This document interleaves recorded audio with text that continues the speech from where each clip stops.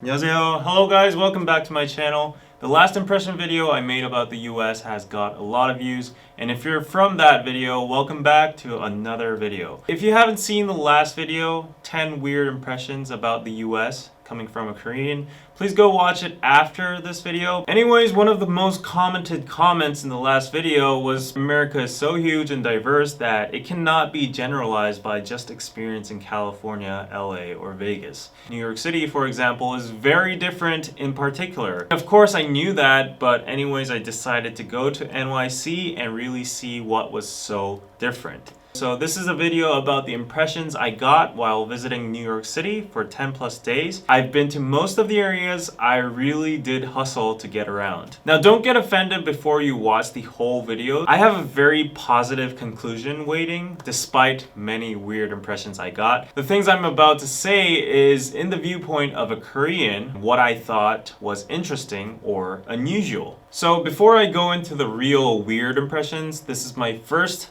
impression. I thought New York is very unpleasant at first sight. So hear me out until the end of this video. Everywhere was under construction. You had to walk under scaffolds. Construction workers were everywhere, and the sound of the drills. The streets were very dirty, and there's like this certain stink that follows you around the certain streets. And the jaywalking, honking, traffic jams, the skyscrapers that are surrounding you and kind of like suffocates you with those close distances. You can't really see the sun. So I'll be totally honest, these were my first impressions about New York City. Wow, this place is pretty chaotic. And number two, the subway infrastructure and system isn't that good. It's not top notch. It was summer and I couldn't believe there wasn't air conditioning within the subway stations or the platforms. And the stairs were all kind of dirty. Also, the subway didn't have a set schedule. In Korea, we have like apps that show when the subway is gonna arrive, and it is exactly the same every day on schedule without delay. But in New York City, there was no such thing. On the weekend, for example, I was on line 7, and especially line 7 was under construction so much that I had to take detours and different routes, making me late to appointments. Although the subway being 24/7 was quite impressive. And number 3, there were a lot of homeless people on the streets. And it was weird because it seemed just so natural. Sometimes I could see them yelling or fighting each other because of like district issues, territory issues. I don't know the reason to why I see so many homeless people, but New Yorkers weren't bothered. And that was weird. Because in populated Asian countries and cities, we don't see that much homeless people on the streets. Number 4, I'm not trying to be racist or anything, disclaimer, but I could feel the gap between the rich and poor very vividly in New York City. There were certain areas or districts that were heavily focused with just a particular ethnicity. And sadly, it was just so vivid when the neighborhood's infrastructure or general vibes just got relatively and sadly it was just so vivid that when the neighborhood's infrastructure or general vibes just got relatively poorer than the richer areas, the people who were dwelling there or were on the streets also changed as well.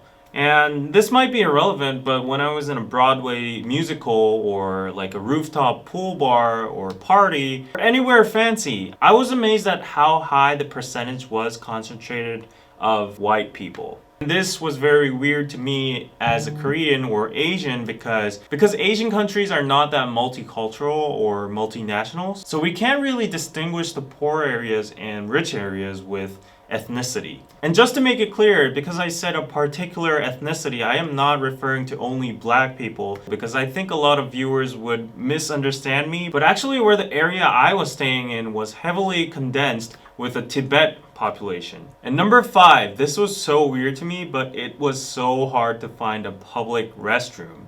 No restrooms in the subway at all, even in buildings or malls. They do have restrooms, but you have to go all the way down a long hall and it's hidden somewhere with a small restroom sign.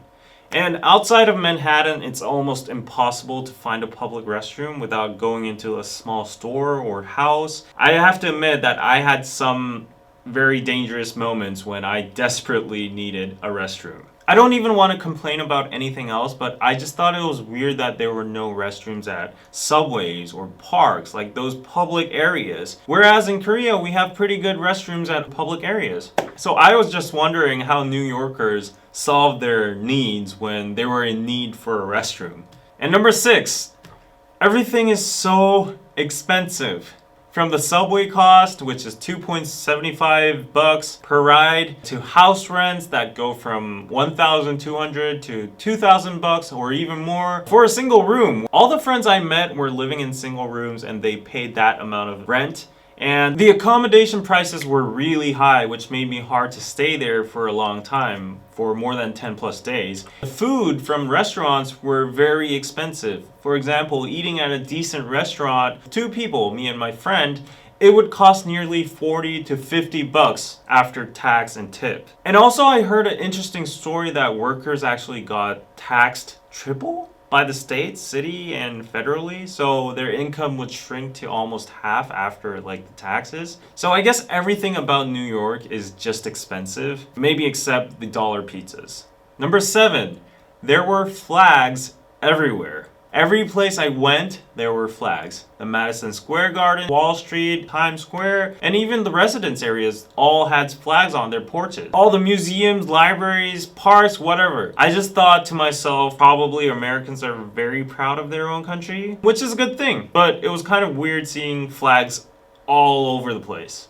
And number 8, around the residence areas, there were a lot of laundromats. In Korea, even the smallest houses usually have their own laundry machines, so we don't have those kind of things. And I was genuinely curious whether a lot of people just didn't have laundry machines at home, whether the laundry machines are expensive to maintain or whatever. Let me know why in the comments. And number 9, this may not be just about New York. I saw a lot of cleavage and no bras. Because it was hot, many people had light clothes on, but the difference with Korea is that we don't expose our bodies. We don't show that much skin. But in New York City, I could see people wearing tank tops, sleeveless shirts that show a lot of skin and on. And also, I'll be totally honest, I couldn't help not noticing that many people went around braless. Not in Manhattan, but other areas like Brooklyn or Queens. So I guess people really don't care about revealing skin than Asian countries.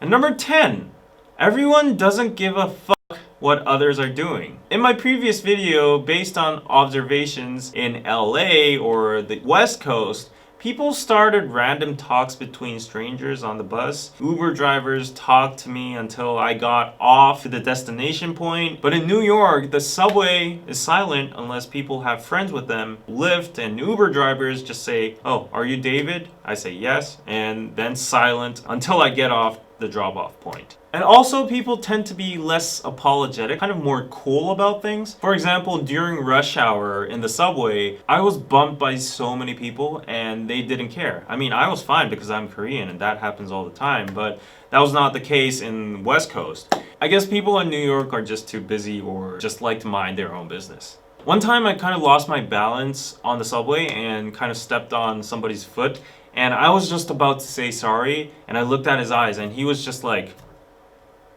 nothing happened. I guess people in New York are just too busy or like to mind their own business.